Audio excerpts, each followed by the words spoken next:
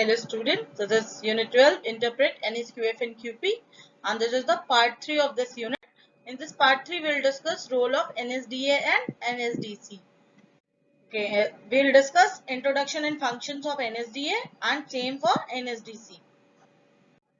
So NSDA, if we talk about NSDA, that is National Skill Development Agency, ये government ने create की थी as autonomous body, जो कि स्किल डेवलपमेंट एफर्ट्स को जो है गवर्नमेंट के हों या प्राइवेट सेक्टर के हों उन्हें कोऑर्डिनेट कर सके। तो इसके 3 की रोल्स जो थे वो थे create, fund and develop an ecosystem by promoting the role of private sector and employers in skill development. तो इसका क्या काम था? क्रिएशन था, फंडिंग था और डेवलपमेंट था। किसका डेवलपमेंट था? ऐसे स्किल इकोसिस्टम का जिसमें जो प्राइवेट सेक्टर के लोग हैं उनके रोल को ज्यादा प्रमोट करना, उनको स्किल डेवलपमेंट के लिए आगे लाना। अगर हम एनएसडीए की बात करें तो एनएसक्यूएफ भी एनएसडीए की वजह से ही है। And NSDA works to involve private player across various skill development activities such as curricular design, apprenticeship, certification, competency assessment and placement linkages. तो प्राइवेट पार्टनर्स को इन सारी एक्टिविटीज में इन्वॉल्व करने का काम कौन कर रहा है? एनएसडीए। एनएसडीए के फंक्शंस की बात करें तो इसका फंक्शन सबसे इंपॉर्टेंट फंक्शन है जो हमारे स्किलिंग टारगेट्स है according to 12th 5th year plan, 5 year plan, और उसके बाद के भी वो स्किलिंग टारगेट्स को कंप्लीट करना, वो टारगेट को मीट करने के लिए जितना भी कुछ जरूरी है वो सारा काम करना एनएसडीए के फंक्शंस में आता है।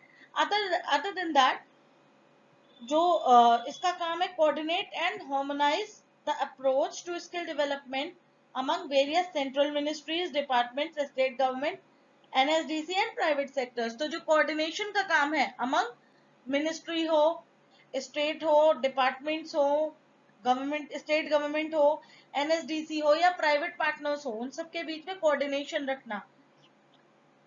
एनएसक्यूएफ को ऑपरेशनलाइज करना ताकि जो हमारे स्किल बेस्ड कह सकते हैं जो रिक्वायरमेंट्स है, जो क्वालिटी इंश्योर करना है वो हो सके।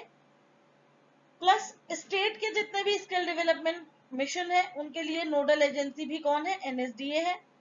जो एक्स्ट्रा बजटरी रिसोर्सेज हैं स्किल डेवलपमेंट के लिए उनको बढ़ाना, और कैसे बढ़ सकते हैं? प्राइवेट पार्टनर्स के थ्रू, उनके ही थ्रू पैसा आ सकता है to do skill development. And जो हमारा एग्जिस्टिंग स्किल डेवलपमेंट स्कीम्स है उनको इवेल्युएट करना कि उनकी एफिशिएंसी कितनी है, और अगर उसमें कुछ चेंजेस करने हैं तो वो चेंजेस क्या होने चाहिए to make them more effective. Create and maintain national database related to development including development of dynamic labour market information system. देखो एलएमआईएस के साथ जो कोऑर्डिनेशन है वो भी इसका ही काम है ताकि डेटाबेस मेंटेन रहे कि हमारी रिक्वायरमेंट्स क्या है और हमारे पास कितनी स्किल इन्वेंट्री अवेलेबल है।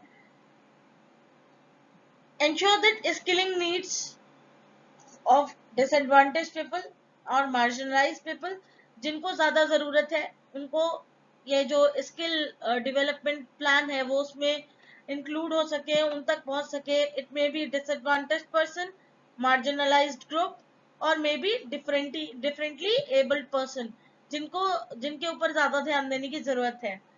Discharge any other function that may be assigned by government of India. तो if you talk about NSDC, NSDC कह सकते हैं नेशनल स्किल डेवलपमेंट कॉर्पोरेशन। ये नॉन प्रॉफिट कंपनी सेटअप हुई थी, ये कोई इंस्टीट्यूट नहीं था, कह सकते हैं कॉर्पोरेशन है ना, ये कंपनी सेटअप की थी मिनिस्ट्री ऑफ फाइनेंस ने, ताकि ये जो स्किल डेवलपमेंट का फंक्शन है इसको प्रमोट किया जा सके, है ना। तो 2009 में इस मिनिस्ट्री ऑफ फाइनेंस ने एनएसडीसी को लॉन्च किया था और उस वक्त इसका टारगेट था 150 लोगों को स्किल करना 2022 तक। तो जो एनएसडीसी का रोल है वो उसका काम ही है जो प्राइवेट सेक्टर है उनको स्किल डेवलपमेंट में लाना, उनको प्रमोट करना ताकि वो स्किल डेवलपमेंट में जो पार्टिसिपेशन करते हैं वो प्राइवेट सेक्टर को प्रमोट करना। तो private sector cooperation is necessary. क्यों जरूरी है? क्योंकि फंड्स है उनके पास, और वो फंड्स हमें जरूरी है ताकि हम अपना स्किल इकोसिस्टम स्ट्रॉन्ग कर सके। एंड ये जो ऑर्गेनाइजेशन है ये पीपीपी है, public private partnership. 51% share NSDC के पास है, इस कंपनी के पास है, नॉन प्रॉफिट कंपनी के पास, और 49% इसके डिफरेंट, मतलब वो डिस्ट्रीब्यूटेड है डिफरेंट प्राइवेट सेक्टर प्लेयर्स में। इसके फंक्शंस क्या है? अगर हम इसके फंक्शंस की बात करें तो सबसे पहला है फंडिंग एंड इंसेंटिवाइजिंग। सबसे इंपॉर्टेंट फंक्शन है फंडिंग। पीपीपी मॉडल पे काम करता है ताकि ये सपोर्ट कर सके फाइनेंशियल इंसेंटिव थ्रू लोन्स और इक्विटी, है ना।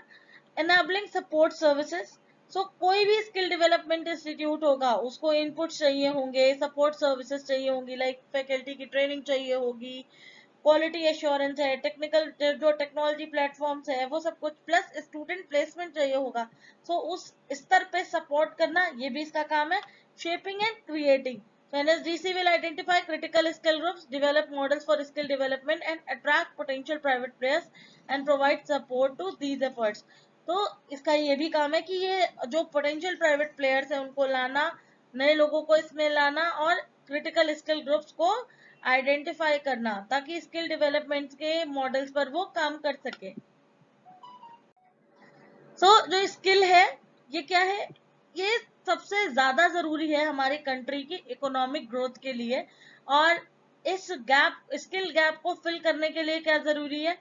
इसके लिए जरूरी है कि लोग, हमारे पास एक रोबस्ट स्किल इकोसिस्टम हो, और एनएसडीसी और एनएसडीए इसीलिए काम करते हैं। तो आपने अभी तक पार्ट 1, पार्ट 2, पार्ट 3 में जो कुछ भी पढ़ा है, according to that you came to know like NSDA is it anchored NSQF, and NSDC के जो important pillars था वो क्या था? SSC. That SSC created NOS and QP which is required for a job role, and NSQF is actually making it aligned. So QP is aligned to NSQF. So NSDA or NSDC, they are working to maintain this drive for skill ecosystem. Thank you.